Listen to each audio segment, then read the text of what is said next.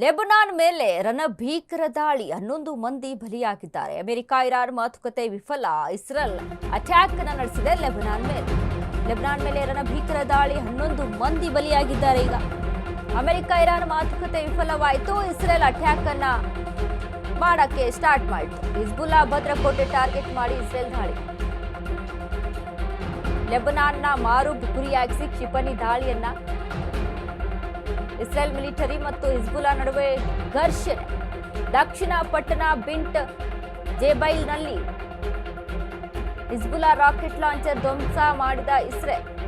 Tyre ಜಿಲ್ಲೆಯ ಹನಿಯಾ ಶೈತಿಯಾ ನಗರಗಳು ನಾಶ ಆಗಿದೆ. ಲೆಬನಾನ್ ಮೇಲೆ ನಿರಂತರವಾಗಿ ಇಸ್ರೇಲ್ನಿಂದ ಏರ್ ಸ್ಟ್ರೈಕ್ ನಡೀತಾ ಇದೆ.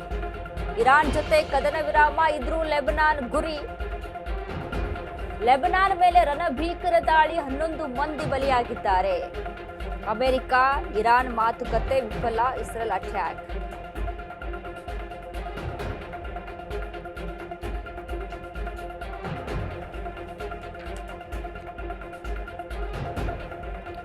ಪಾಕಿಸ್ತಾನ ಮಧ್ಯಸ್ಥಿಕೆಯನ್ನ ವಹಿಸಿ ಏನೋ ದೊಡ್ಡದಾಗಿ ಶಾಂತಿ ಸಭೆಯನ್ನ ಮಾಡಿ ಯುದ್ಧವನ್ನ ನಿಲ್ಲಿಸಿಬಿಡ್ತೀವಿ ಅನ್ನುವಂತ ನಿಟ್ಟಿನಲ್ಲಿ ಮುಂದೆ ನುಗ್ತು.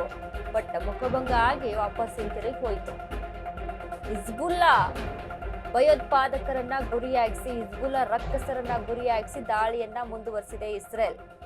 ಲೆಬನಾನ್ ಮೇಲೆ ಯಾಕೆ ಇರಾನ್ ಜೊತೆ ಯುದ್ಧ ನಿಂತಿದೆ ಅನ್ನುವಂಥದ್ದು, ಇರಾನ್ ಮೇಲೆ ಯಾವುದೇ ರೀತಿಯಂತ ದಾಳಿನ ಆಗ್ತಾ ಇಲ್ಲ ಇರಾನ್ ಮೇಲೆ, ಆದ್ರೆ ಲೆಬನಾನ್ ಮೇಲೆ ಯಾಕೆ ಇಷ್ಟರ ಮಟ್ಟಿಗೆ ದಾಳಿ ನಡೆಸ್ತಾ ಇದೆ ಅಂತ ಅಂದ್ರೆ ಹಿಜ್ಬುಲ್ಲಾವನ್ನ ಸಂಪೂರ್ಣವಾಗಿ ನಾಶ ಮಾಡಬೇಕು ಅನ್ನುವಂತ ನಿಟ್ಟಿನಲ್ಲಿ ಇಸ್ರೇಲ್ ದಾಳಿಯನ್ನ ನಡೆಸ್ತಾ ಇರುವಂತದ್ದು. ಹಾಗಾದ್ರೆ ಇಸ್ರೇಲ್ಗೆ ಏನೋ ಒಂದು ದೊಡ್ಡ ಮಟ್ಟದ ಇನ್ಫಾರ್ಮೇಶನ್ ಸಿಕ್ಕಿದೆ ಅಲ್ಲಿಂದ.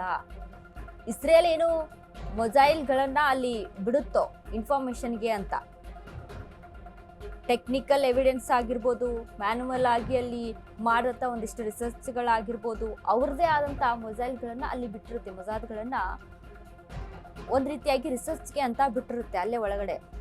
ಬಟ್ ಅದು ಯಾವುದೇ ರೀತಿಯಾಗಿ ಮೇಲ್ನೋಟಕ್ಕೆ ಯಾರಿಗೂ ಸಹಿತ ಗೊತ್ತಾಗಲ್ಲ ಇಂಥವರೇ ಇಲ್ಲೇ ಇದ್ದಾರೆ ಅಂತ. ಆ ರೀತಿಯಾಗಿ ರಿಸರ್ಚ್ ಅನ್ನ ಮಾಡುತ್ತೆ.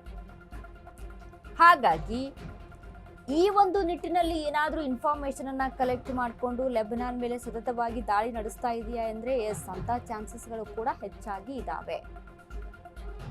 ಈಗ ಲೆಬನಾನ್ ಅನ್ನ ಸಂಪೂರ್ಣವಾಗಿ ನಾಶ ಮಾಡ್ತಾ ಇದೆ. 11 ಮಂದಿ ಬಲಿಯಾಗಿರುವಂಥದ್ದು. ಈ ರೀತಿಯಾಗಿ ಸಾಕಷ್ಟು ಸಾವು ನೋವುಗಳಾಗಿದೆ ಲೆಬನಾನ್ನಲ್ಲಿ. ಈಗ ಮಾಡ್ತಾ ಇರುವಂತ ದಾಳಿ ಮಾತ್ರ ಅಲ್ಲ, ಹಿಜ್ಬುಲ್ಲಾದ ರಾಕೆಟ್ ಲಾಂಛನವನ್ನ ಧ್ವಂಸ ಮಾಡಿದೆ. ಇಸ್ರೇಲ್ ನಿಲುವು ಪಕ್ಕ. ನೆತನ್ಯಾಹು ಹೇಳ್ತಾರೆ, ನಮ್ಮದೊಂದು ಗುರಿ ಇದೆ. ಇರಾನ್ನಲ್ಲಿ ಎಲ್ಲಿ ನ್ಯೂಕ್ಲಿಯರ್ಗಳನ್ನ ಹೆಚ್ಚಾಗಿ ರೆಡಿ ಮಾಡ್ತಾ ಇದ್ದಾರೋ, ಇರಾನ್ ಯಾವತ್ತು ಸಹಿತ ಇನ್ನು ಮುಂದೆ ನಮ್ಮ ಮೇಲೆ ಯುದ್ಧ ಮಾಡಬೇಕು ಅನ್ನೋದನ್ನ ನೆನೆಸ್ಕೊಳ್ಬಾರ್ದು. ಆ ರೀತಿಯಲ್ಲಿ ನಾವು ಅವರಿಗೆ ಪಾಠವನ್ನ ಕಲಿಸ್ತೀವಿ. ನೆತನ್ಯಾಹು ನಿಲುವಿರುವಂಥದ್ದು. ಹಾಗಾಗಿ ಇಸ್ರೇಲ್ ಮಾತ್ರ ಸತತವಾಗಿ ದಾಳಿಯನ್ನ ನಡೆಸ್ತಾ ಇದೆ.